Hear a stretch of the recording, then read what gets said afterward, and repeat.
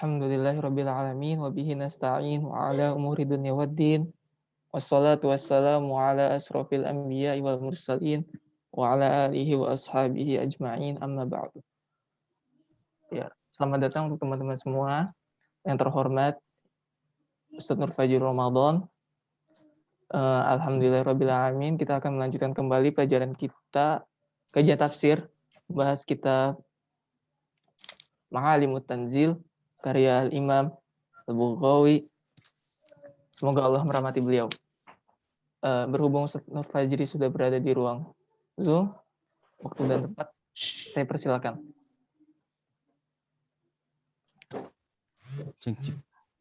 Bismillahirrahmanirrahim. Assalamualaikum warahmatullahi wabarakatuh. Waalaikumsalam warahmatullahi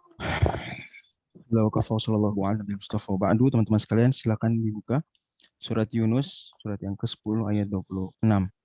Surat Yunus, surat yang ke-10 ayat 26. A'udzu billahi minasy syaithanir rajim. Bismillahirrahmanirrahim. Lilladzina ahsanul husna wa ziyadah ولا يرهق وجوههم قتر ولا ذلة أولئك أصحاب الجنة هم فيها خالدون والذين كسبوا السيئات جزاء سيئة بمثلها وترهقهم ذلة ما لهم من الله من عاصم كأنما أغشيت وجوههم قطعا من الليل مظلما أولئك أصحاب النار هم فيها خالدون ويوم نحشرهم جميعا ثم نقول للذين أشركوا مكانكم أنتم وشركاؤكم فزيلنا بينهم وقال شركاؤهم ما كنتم إيانا تعبدون فكفى بالله شهيدا بيننا وبينكم إن كنا عن عبادتكم لغافلين هنالك تبلو كل نفس ما أسلفت وردوا إلى الله مولاهم الحق وضل عنهم ما كانوا يفترون قل من يرزقكم من السماء والأرض أم من يملك السمع والأبصار ومن يخرج الحي من الميت ويخرج الميت من الحي ومن يدبر الأمر فسيقولون الله فقل أفلا تتقون فذلكم الله ربكم الحق فماذا بعد الحق إلا الضلال فأنا تصرفون كذلك حقت كلمة ربك على الذين فسقوا أنهم لا يؤمنون. Baik, itu tadi surat Yunus ayat 26 sampai 33, dan kita kembali melanjutkan tafsir Al-Imam Al-Baghawi, semoga Allah merahmati beliau, yang berjudul Ma'alimut Tanzil. Kata Allah di ayat 25, pertemuan sebelum kita sudah bahas, Allah mengatakan wallahu yad'u ila daris salam, Allah mengajak, Allah menyeru orang untuk bergabung ila daris salam, menuju negeri keselamatan. Dan as-salam, Darussalam ada berapa tafsiran? Ada 3 tafsiran. Yang pertama, Darussalam as-salam yakni Allah Subhanahu wa taala. Jadi Darussalam negerinya Allah Subhanahu wa taala, yakni surga. Tafsiran kedua, as-salam artinya apa? Yakni keselamatan. As-salamah, surga, keselamatan dari hal-hal yang tidak menyenangkan. Yang terakhir, ketiga, as-salam maknanya at-tahiyyah, ucapan salam. Karena di surga orang-orang saling mengucapkan salam satu sama lain. Jelas ya? 3 tafsiran. Imam Al-Baghawi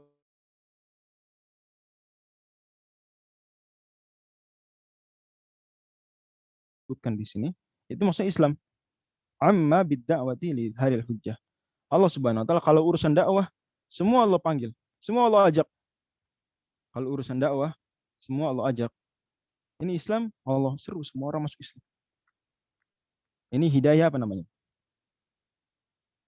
Hidayah irsyad. Istilahnya hidayah apa? Hidayah irsyad atau hidayah bayan.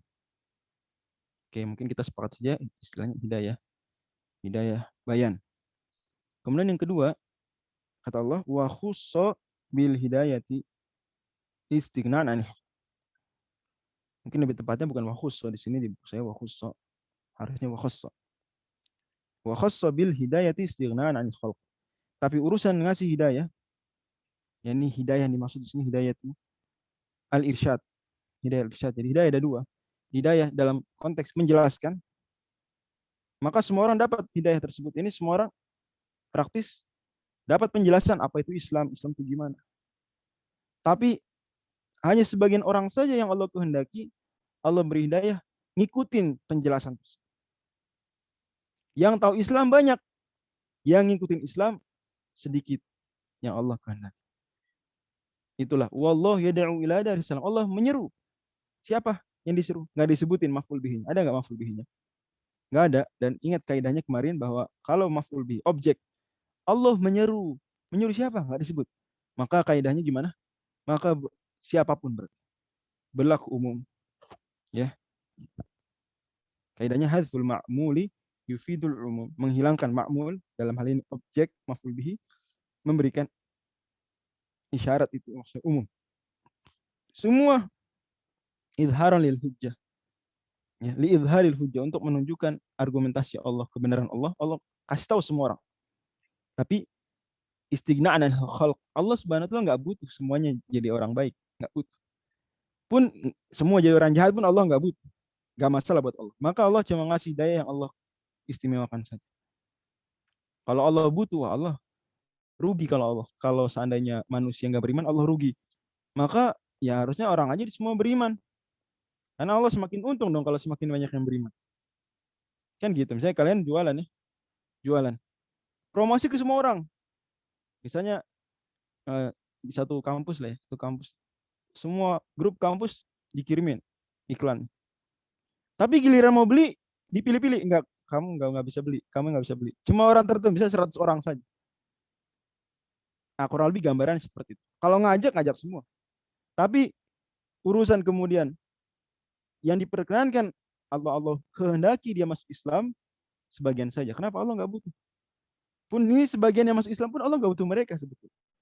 Nggak butuh mereka. Terfahami ya kata Imam Al-Baghawi di sini.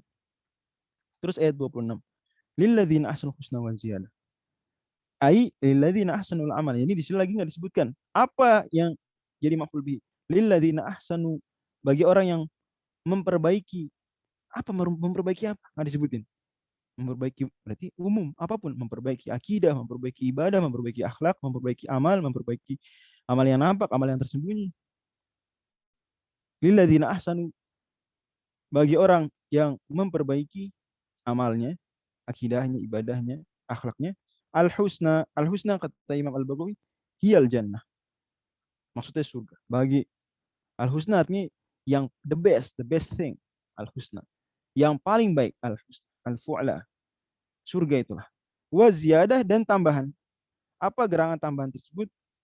Imam Al-Baghawi nukilkan dari para sahabat Abu Bakar, Hudzaifah, Abu Musa Al-Asy'ari, Ubadah bin Samit radhiyallahu anhum, dan para tabi'in Al-Hasan Al-Basri, Ikrimah, atau Muqatil, At-Tuhaq, As-Suddi. Semua mengatakan ziyadah di sini yaitu melihat wajah Allah Subhanahu.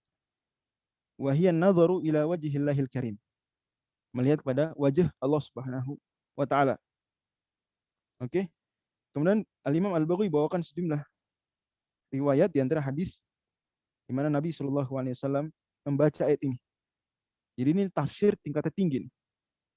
Karena yang menafsirkan siapa? Rasulullah Shallallahu alaihi wasallam. Yang menafsirkan Rasulullah Shallallahu alaihi wasallam. Kata Rasul Shallallahu alaihi wasallam ketika membaca ayat ini, lilladzina ahsanul husna wa ziyadah. Rasul bersabda, idza dakhala ahlul jannatil jannata wa ahlun narin nar. Kalau penduduk surga sudah semua masuk surga. penduduk neraka sudah semua masuk neraka. Ini nggak ada lagi penduduk surga yang masih di neraka, itu maksudnya. Jadi penduduk surga kan bisa saja masuk neraka dulu. Tapi ini ceritanya sudah masuk surga semua. Idza dakhala ahlul jannatil jannah wa ahlun nari naro. Nada munadin. Maka akan ada yang menyeru, yang berteriak, memanggil. Ya ahlul jannati. Wahai penduduk surga, innalakum indallahi mau'idan yuridu an yunjizakumuhu. Allah punya janji sama kalian. Allah mau tepati. Qalu ma hadzal mau'id? Janji apa itu? Janji apa ini? Alam yusaqqil mawazinana wa yubayyit wujuhana wa yudkhilnal jannata wa yujirna minan nar. Bukannya Allah Subhanahu wa taala sudah memberatkan timbangan kebaikan kita, mencerahkan wajah kita, memasukkan kita surga dan melindungi kita dari neraka? Bukannya udah cukup nih? Kayaknya udah mantep banget ini. Udah full. Gitu. Janji apa lagi? Kayaknya udah ditepati semua. Kita udah masuk surga, dilindungi dari neraka, wajah kita dicerahkan, timbangan kebaikan kita diberatkan. Apa janji lagi? Qala fayarfa'ul hijaba fayanzuruna ila wajhillahi azza wajalla. Maka Allah Subhanahu wa taala kemudian mengangkat, menyingkap hijab, maksudnya Allah menyingkap hijab, kemudian mereka memandang wajah Allah azza wajalla. Fama u'tu, kata Nabi SAW, fama u'tu syai'an ahabba ilaihim minan nadhuri ilaihi. Mereka tidak diberikan sesuatu yang lebih mereka sukai daripada melihat kepada Allah Subhanahu wa taala. Oke, clear ya di sini ya. Bahwa tafsir ziyadah adalah an-nadhuru ila wajhillahi azza wajalla. Melihat wajah Allah Subhanahu wa taala sesuai dengan keagungan sifat dan namanya Subhanahu wa taala. Dan ini tafsiran dari Rasul sallallahu alaihi wasallam dan para sahabat, para tabi'in. Kemudian kata Imam Al-Baghawi, ada tafsiran kedua. Yang tafsiran kedua sejatinya tidak bertentangan dengan tafsiran pertama. Ingat, dicatat baik-baik. Jadi ada tafsiran kedua tentang makna ziyadah. Dan ini tidak bertentangan dengan tafsiran yang tadi. Wa ruwiya an Ibnu Abbas radhiyallahu anhu anna al-husna hiya anna al-hasanata bimithliha wa ziyadata hiya tad'ifu 'asharata amsalha ila 700 dhif. Tafsiran yang kedua, tafsiran Ibnu Abbas, kata beliau, lilladzina ahsanul husna, bagi orang yang berbuat baik, al-husna. Apa al-husna? yakni kebaikan dibalas dengan kebaikan. Wa ziyadah, dan tambahan, yakni satu kebaikan dibalas 10 kebaikan atau dibalas sampai 700 kebaikan. Paham ya tafsiran kedua ya? Lilladzina ahsanul husna, yaitu kebaikan dengan kebaikan. Seri, kebaikan satu dibalas dengan satu kebaikan. Wa ziyadah, dan tambahan satu kebaikan dibalas dengan 10 sampai 700 kali lipat. Wa qala Mujahidun al-husna hasanatun mithlu hasanatin wa ziyadatul maghfiratu wa ridwan. Tafsiran ketiga, tafsiran Mujahid. Tafsiran Mujahid bin Jabar, kata beliau, al-husna, kebaikan dibalas dengan kebaikan. Oke, kebaikan dibalas dengan pahala. Wa ziyadah, dan tambahan al-maghfiratu wa ridwan, ampunan dan keriduan Allah Subhanahu. Allah ampuni dan Allah berikan keriduan. Jadi sebetulnya di tafsiran Mujahid itu ada konteksnya ketika hadis Nabi SAW tentang Allah nanti di akhirat pun setelah sudah masukkan surga semuanya, sudah dapat kenikmatan, kemudian Allah Subhanahu wa taala mengatakan, aku halalkan untuk kalian ampunanku, pemaafanku, dan aku ridhoi kalian selama-lamanya. Uhillu alaikum ridwani falan askhatu alaikum abadan. Aku halalkan untuk kalian keridhaanku. Aku tidak akan murka lagi selama itu. Sebenarnya maknanya semakna dengan ini. Ala-kulal 3 penafsiran dan tidak saling bertentangan, justru saling menambahkan. Hanya saja tadi bahwa tafsiran dari Nabi SAW menafsirkan itu adalah an-nadhuru ila wajhillahi azza wajalla. Dan meyakini bahwa manusia di surga, penduduk surga melihat wajah Allah Subhanahu wa taala, melihat Allah Subhanahu wa taala, ini kesepakatan seluruh ahlus sunnah wal jamaah. Seluruh ahlus sunnah wal jamaah berijma' bahwa nanti mereka bisa melihat Allah Subhanahu wa taala. Lanjut. Wala yarhaqu wujuhahum qatarun wala dhillah. Dan tidaklah menutupi wajah-wajah mereka qatarun, debu. Kata Ibnu Abbas dan Qatadah, qatarun tafsirannya bukan debu, tapi sawadul wajhi, hitamnya wajah. Jadi mereka wajahnya tidak hitam. Tadi ya, seperti hadis sebelumnya, wa yubayyit wujuhana, bukankah Allah sudah memutihkan, mencerahkan wajah kita? Wala dhillah, tidak juga kehinaan. Kata Qatadah, yakni tidak juga tampang capek. Ka'abah kelelahan, tampang capek. Kata Ibnu Abi Layla, ini mereka wajahnya tidak lagi hitam dan mereka tidak lagi nampak wajah lelah. Ini setelah melihat Allah Subhanahu wa taala. Ulaika ashabul jannah, mereka itulah penduduk surga kekal di dalam. Ayat 37, ayat 27. Dan orang yang berbuat keburukan, waladzina kasabu sayyiati jazaa'u sayyiatin bimithliha. Maka balasan bagi keburukan adalah setimpal dengan sama. Ailahum mithluha. Nah, seperti Allah firmankan di surat Al-An'am, wa man jaa'a bis-sayyi'ati falajza illa mithlaha wa hum la yudlamun. Barang siapa berbuat keburukan akan dibalas sepertinya, semisalnya, setimpal, tidak ditambah-tambah. Wa hum la yudlamun, mereka tidak dizalimi. Nah, dan berarti ini seperti relate dengan tafsiran siapa tadi? Ibnu Abbas radhiyallahu anhu, di mana Ibnu Abbas menafsirkan lilladzina ahsanul husna wa ziyadah tambahan. Al husna balasan kebaikan, satu kebaikan balas satu kebaikan, az-ziyadah satu kebaikan dibalas 10 sampai 700. Kemudian ayat ini jazaa'u sayyi'atin bimithliha. Kalau keburukan sama balasan, enggak dilipat gandakan. Yang berarti seperti relate-nya ke tafsiran Ibnu Abbas, tapi pun tidak bertentangan dengan tafsiran mayoritas penafsir. Terfahami ya? Wa tarhaquhum dhillah. Oke, tadi udah ya. Ma lahum minallahi min asim. Ini orang yang berbuat dosa, balasan dibalas setimpal dan mereka diliputi kehinaan. Ma lahum minallahi min asim, mereka tidak memiliki pelindung. Dan di sini minallahi min asim, aslinya ma lahum minallahi asimun. Tapi ada tambahan ma lahum minallahi min asim. Ya, itu istilahnya kata Imam Al-Baghawi, wa min silatun. Minin tambahan, ya, penghubung. Jadi kali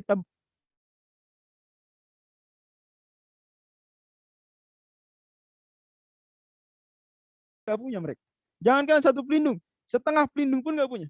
Malahum minallahi min asim. Mereka nggak punya pelindung dari Allah. Kata Allah, ka'annama usyiyat. Seakan-akan mereka diberikan pakaian atau ditutupi wajah mereka qita'an dengan kain-kain minal laili atau potongan-potongan minal laili mudhima, potongan-potongan dari malam yang gelap.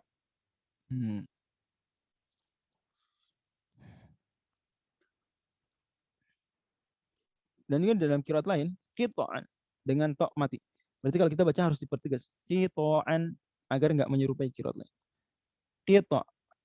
Qita'an itu sukun. Qita'an fathah. Gitu ya. Ini sepotong di ulaika ashabun nar, mereka penduduk neraka kekal di dalamnya. Allah berfirman selanjutnya ayat 28. Dan pada hari mereka kami mengumpulkan mereka semua. Kemudian kami berkata kepada orang-orang yang melakukan kemusyrikan, makanakum ai ilzamu makanakum. Ini makanakum maksudnya ilzamu makanakum, tetap di tempat kalian. Jadi isim fi'il ya, makanakum, atau dia maf'ul bihi yang mahdzuf amilnya. Wa syu'antum wa syurakaukum, kalian dan sekutu-sekutu kalian, yakni berhala-berhala kalian. Tetap di situ. Kalian dan berhala-berhala kalian tetap di situ. Kalian dan Lata, berhala Lata, kalian dan pohon Uzza tetap di situ. Tsumma naqulu lil ladzina asyraku, kemudian kami firmankan kepada orang-orang musyrikin, tetap di situ. Jangan pergi. Nah, gitu. Fazayyalna bainahum, kemudian kami pisahkan mereka. Jadi sudah mereka disuruh kumpul nanti di akhirat dengan berhala-berhala mereka, suruh jangan pergi kemana-mana. Kemudian fazayyalna bainahum, ai fafarraqna, kami pisahkan mereka. Famayyazna, dipisahkan hubungan mereka di dunia dulu, saling yang satu menyembah yang lain, dipisahkan. Tidak bisa lagi saling membela, yang mau tidak bisa membela juga. Bahkan masing-masing saling melepaskan diri, saling lepas tanggung jawab, saling lempar salah-salahan, lempar kesalahan. Ya. Wa qala syuraka'uhum, berkata berhala-berhala. Dia bisa ngomong berhala. Ma kuntum iyyana ta'budun. Enggak. Kalian dulu tidaklah menyembah kami dengan permintaan kami. Fayaquluna, al-asnam, ini berhala-berhala mengatakan, ma kuntum iyyana ta'buduna bitolabtina, kalian enggak nyembah dengan permintaan kami, kalian nyembah sendiri. Oh, kita batu, kita pohon, enggak nyuruh kalian nyembah kita. Kemudian mereka seolah-olah di sini tersiratkan Mereka protes bilang, enggak, kita beneran nyembah kamu. Bala aku nanak budukum. Iya, kita dulu nyembah kamu. Kata mereka, enggak, kalian enggak nyembah kita. Jadi berhala juga berlepas diri dari penyembahnya. Patung-patung, batu-batu, pohon-pohon yang disembah selain Allah, mereka melepas diri, nggak mau dibebankan kesalahan pada mereka. Maka mereka kemudian mengatakan, fakafa billahi syahidan bainana wa bainakum in kunna an ibadatikum la ghafilin.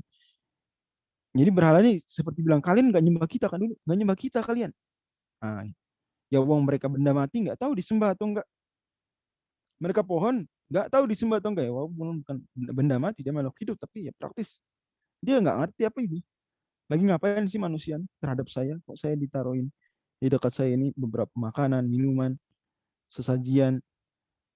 Ke mereka kok mungkin sujud ke saya nih, kata pohon. Jadi mereka, enggak, kalian nggak nyembah saya dulu. Kata mereka, kita nyembah kalian. Tolong belain kita. Allah mau nyiksa kita nih, tolong belain. Tadi mereka, enggak, kalian nggak nyembah kita. Maka kemudian mereka bela diri dengan mengatakan, fakafa billahi syahidan bainana wa bainakum.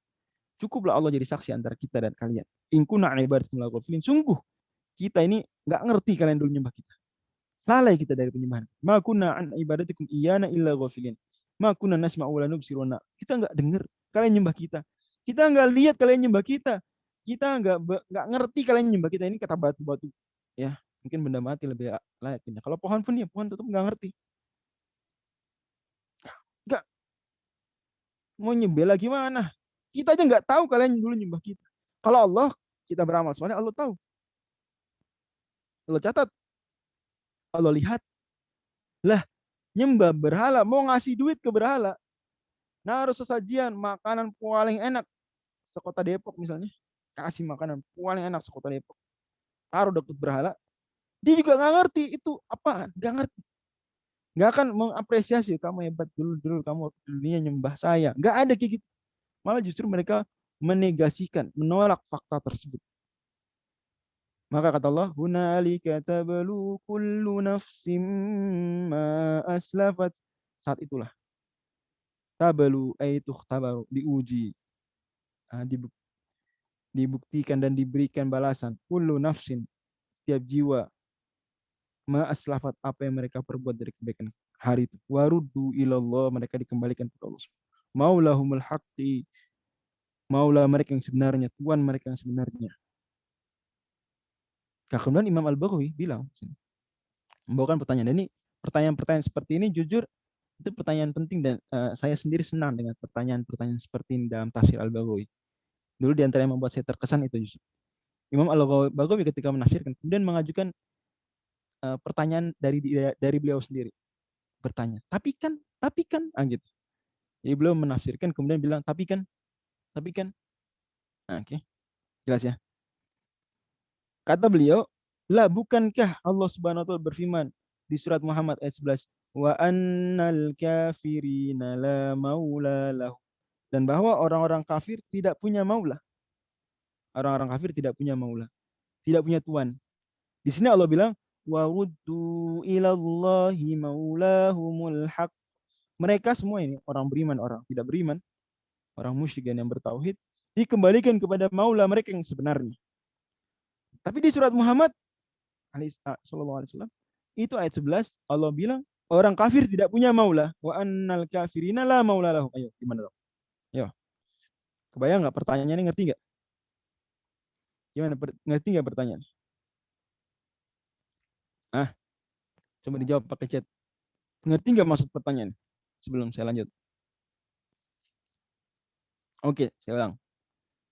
Jadi, di sini di surat Yunus Allah bilang, nanti orang-orang beriman dan kafir akan dikembalikan kepada maula mereka, kepada tuan mereka, kepada pelindung mereka.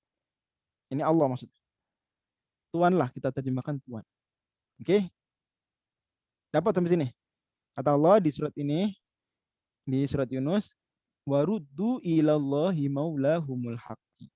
Mereka akan dikembalikan kepada maula mereka. Berarti orang kafir punya maula nggak?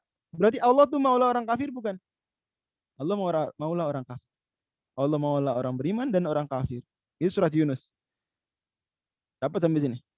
Sementara di surat Muhammad SAW, ayat 11, Allah bilang, wa annal kafirina la maula lahu. Orang kafir tidak punya maula, tidak punya tuan. Loh, tadi di surat Yunus bilang orang kafir maulanya adalah Allah. Maula sejati mereka. Maulahumul haqi. Di sini surat Muhammad, wa annal kafirina la maula lahu. Orang kafir enggak punya maula. Ah, ngerti enggak pertanyaannya? Sebelum saya bacakan jawabannya, ngerti dulu enggak pertanyaan? Oke, ngerti ya. Nah, ini itulah kata Allah Subhanahu wa taala, afala yatadabbaruna al-Qur'an walau kana min 'indi ghairillahi lawajadu fihi ikhtilafan katsira. Apakah mereka tidak bertadabur, tidak merenungi Al-Quran? Andai Al-Quran diturunkan dari selain Allah, niscaya mereka dapati kontradiksi yang banyak di dalamnya. Jadi di antara faidah tadabur adalah memahami dua hal yang nampak bertentangan di dalam Al-Quran. Kalau kita tadaburi, nggak bertentangan. Kan seolah-olah bertentangan. Seolah-olah di Yunus bilang orang kafir, maulanya adalah Allah, punya maula. Di surat Muhammad, Allah bilang orang kafir nggak punya maula. Kok gimana sih? Tar dulu. Kamu jangan tergesa-gesa. Tanyakan para ulama. Jangan-jangan kamu nggak paham konteksnya, pemaknaannya. Kata beliau, qilal maula hunaka huwan nasiru wa huna bima'nal malik. Jawabannya adalah maula yang di surat Yunus itu raja, penguasa. Maula diantaranya raja, penguasa. Bos. Adapun maula di surat Muhammad artinya an-nasir, penolong, pembela. Jadi nggak bertentangan. Sama-sama bahasa Arabnya maula. Tetapi maula di surat Yunus artinya apa artinya tadi? Al-Malik, penguasa, yang menguasai. Waruddu ilallahi maulahumul haq. Mereka dikembalikan kepada Allah, penguasa mereka yang sejati. Maula mereka yang sesungguhnya. Di surat Muhammad, orang kafir, wa annal kafirina la maula lahum. Orang kafir tidak punya maula, yakni tidak punya, bukan nggak punya penguasa, tidak punya penolong. Tidak punya apa? Penolong. Jelas ya? Jelas kan ya? Oke. Lanjut, dan di buku tafsir ada penjelasan lain juga yang semakna dengan ini, tapi lebih kita cukupkan di sini dengan penjelasan Imam Al-Baghawi. Wa dhalla anhum, dan batalah dari mereka, sia-sialah dari mereka, maka nu yaftarun, apa yang dahulu mereka dustakan, mereka ada-adakan. Kata Allah, katakan wahai Nabi Muhammad SAW kepada mereka, siapa yang memberikan rezeki di bumi, di langit dan di bumi? Siapakah yang memiliki pendengaran dan penglihatan dan memberikan itu kepada kalian?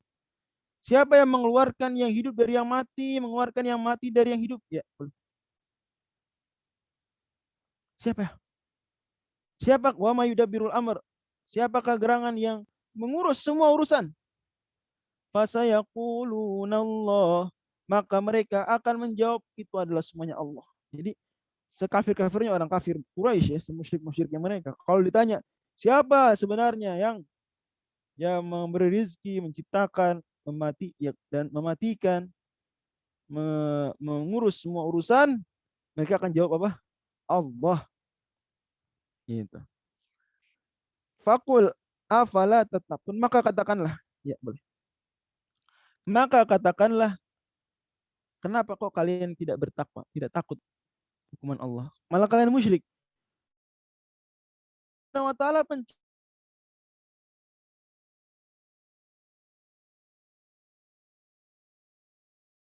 gitu ya. Atau Imam Al-Baghawi, afala tattaquna syirka ma'a hadzal iqrari. Kok kalian enggak meninggalkan syirik padahal kalian mengakui hal ini? Kalian mengakui aspek-aspek rububiyahnya Allah, tapi kalian justru menyelewengkan aspek-aspek ilahiyahnya Allah.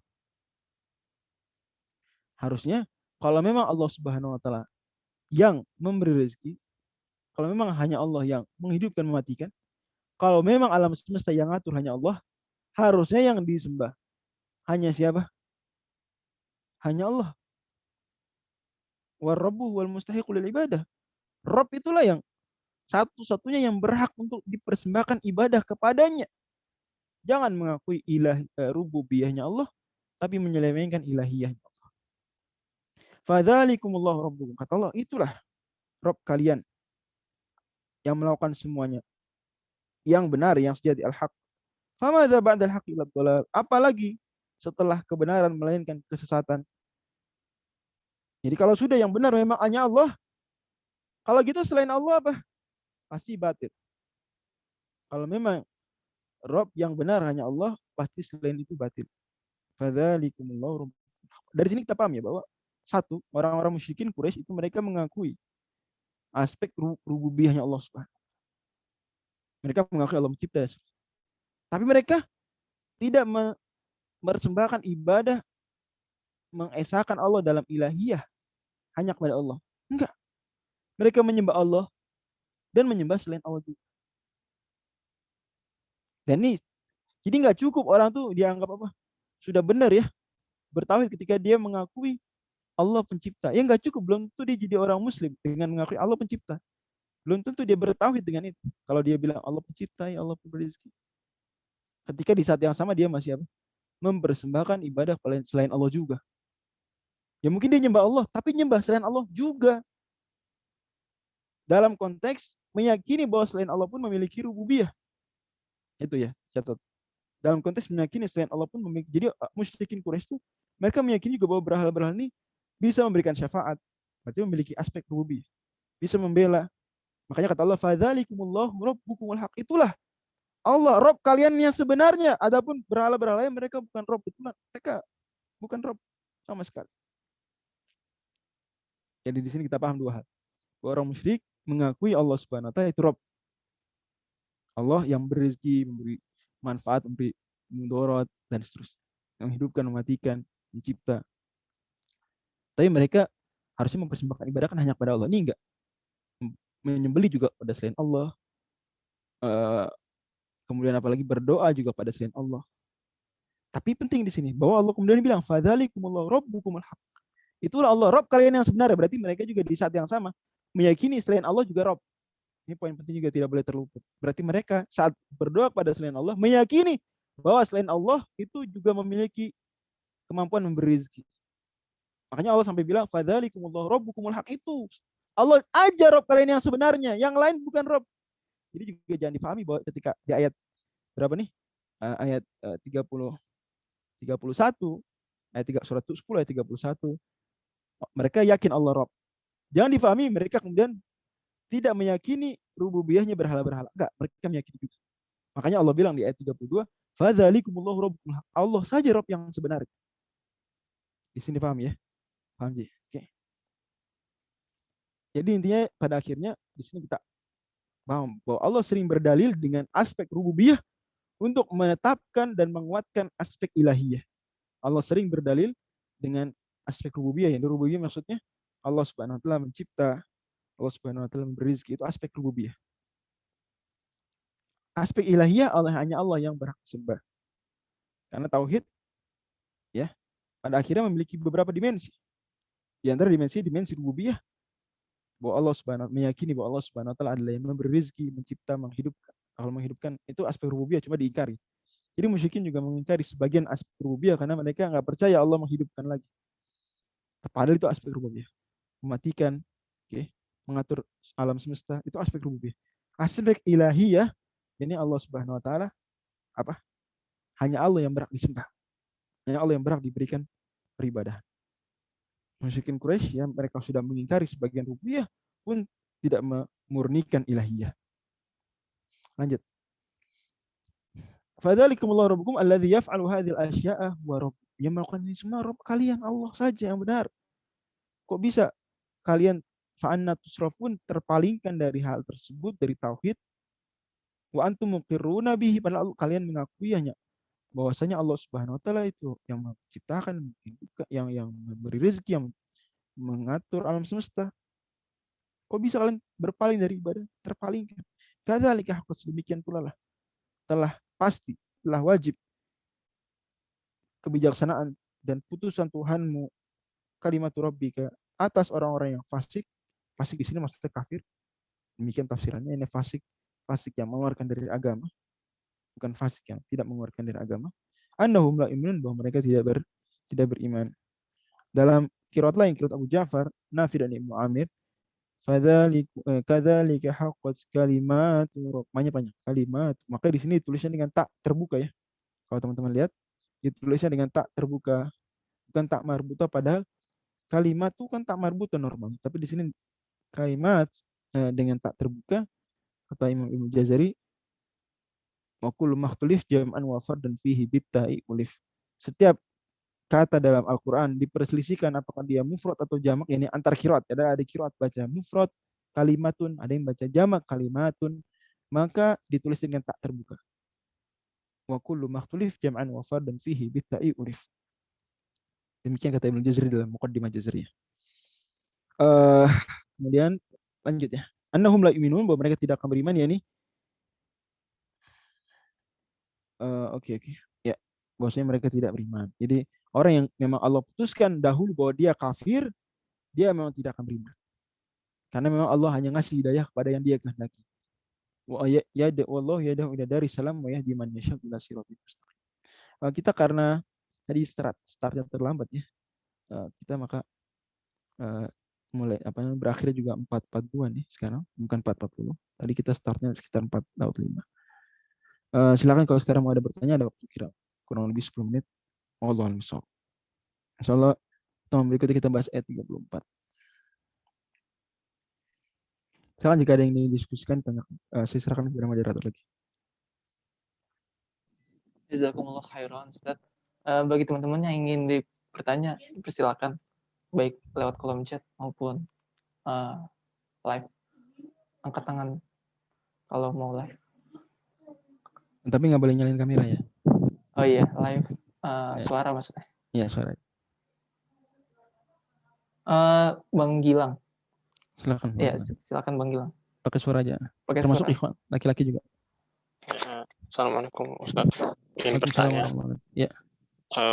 Bagaimana untuk penjelasan tentang tafsir, di mana ada 3 tafsiran, bagaimana menghubungkan antara penjelasan tentang ketiga yang tidak bertentangan? Terima kasih.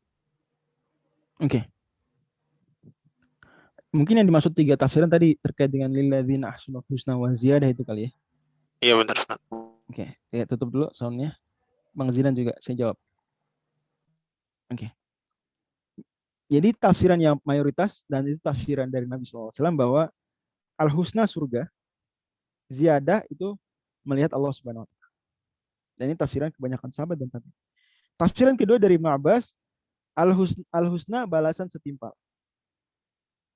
Az-ziyadah balasan 10 kali lipat sampai 700 kali lipat. Sekarang penafsiran 1 dan 2 bertentangan enggak?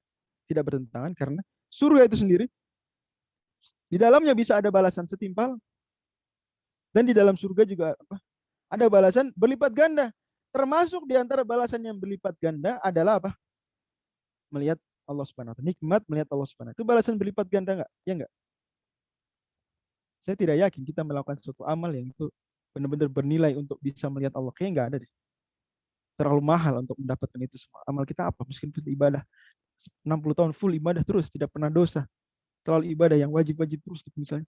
Enggak mempan bayang untuk masuk surga dengan amal, enggak bisa. Jadi pada akhirnya tetap masuk surga itu sendiri. Di dalam surga ada ziyadah, ada tambahan dari apa yang kita amalkan, dan melihat wajah Allah Subhanahu wa taala pun termasuk balasan yang tadi disebutkan 10 sampai 700 kali lipat. Karena di antara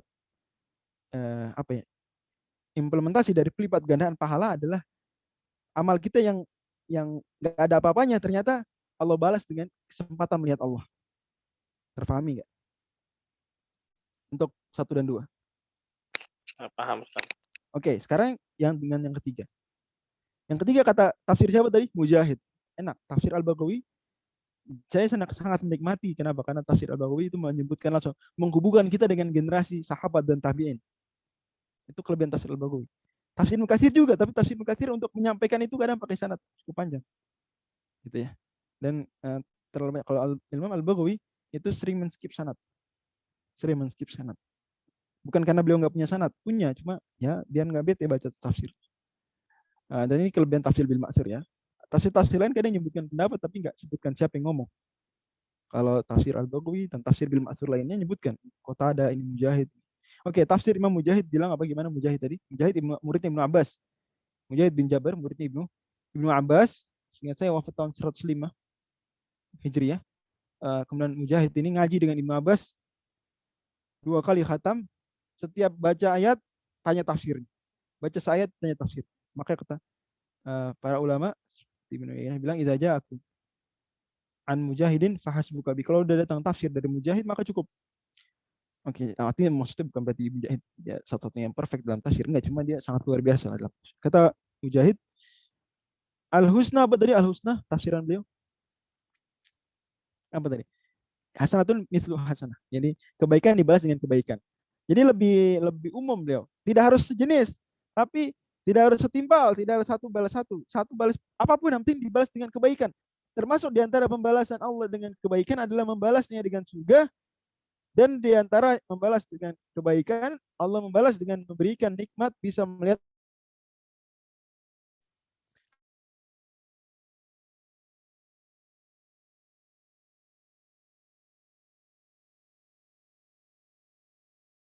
kemudian ditambah lagi apa? Waridhoi. Karena kata Allah di surat At-Taubah, waridwanun minallahi akbar. Saat sedikit saja ridho dari Allah, waridwanun minallahi akbar. Sedikit saja ridho dari Allah itu jauh lebih besar daripada kenikmatan surga. Jadi teman-teman sekalian perlu ketahui bahwa ada yang lebih besar daripada surga. Yaitu apa? Keridhaan Allah. Dan di sini Nabi bilang fama'utu syai'an ahabba ilaihim min an-nadhri ilaihi. Mereka tidak diberikan sesuatu lebih mereka suka daripada melihat Allah. Berarti melihat Allah tanda Allah ridho pada mereka. Dan masuk surga berarti tanda mereka telah diampuni, mendapatkan ampunan. Jadi tidak saling bertentangan, justru saling melengkapi. Saling melengkapi Allah. Ada lagi silakan.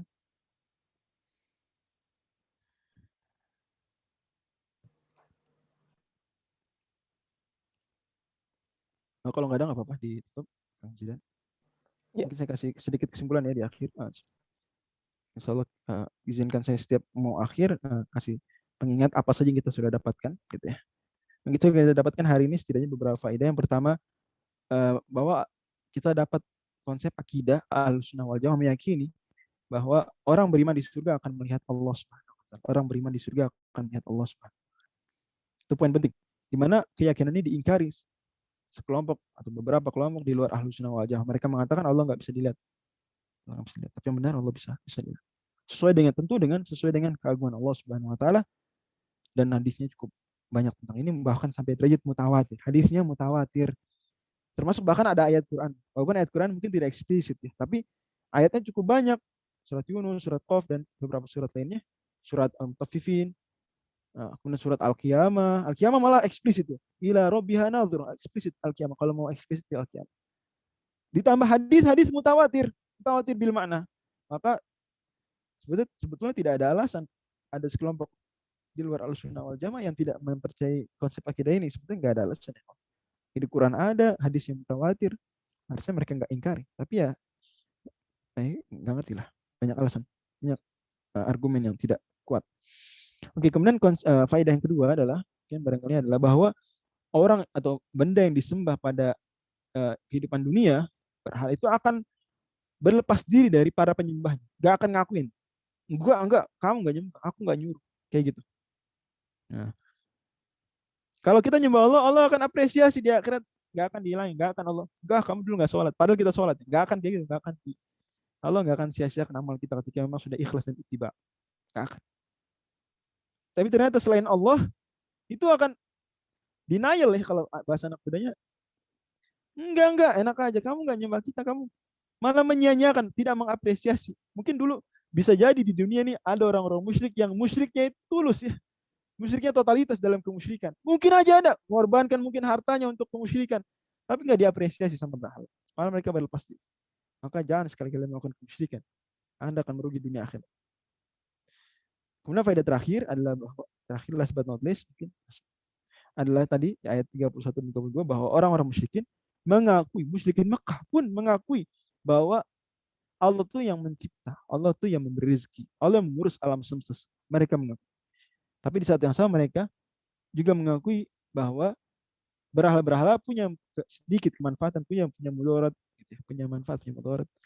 Lantas mereka tidak hanya mempersembahkan ibadah hanya kepada Allah, mereka mempersembahkan ibadah kepada Allah dan kepada selain Allah. Dan ini rata-rata kemusyrikan dunia seperti itu. Mereka meyakini ada Tuhan besar dan ada Tuhan kecil. Ternyata mereka tidak mentauhidkan, tidak mentauhidkan dewa terbesar tersebut atau Tuhan terbesar tersebut. Tapi mereka menyekutukannya. Misalnya peradaban Mesir kuno punya dewa terbesar. Peradaban Yunani kuno punya dewa terbesar. Tapi mereka tidak mentauhidkan dewa terbesar tersebut, malah memusyrikannya dengan dewa-dewa yang Tuhan kecil. Sama orang musyrik Mekah seperti itu, meyakini Allah Subhanahu wa taala itu ya Tuhan yang sesungguhnya, tapi mereka juga meyakini bahwa Allah Subhanahu wa taala punya ya Tuhan, ada Tuhan lain, sekutu lain, maka disebut sekutu ya, karena mereka bersekutu dengan Allah dalam something. Oke.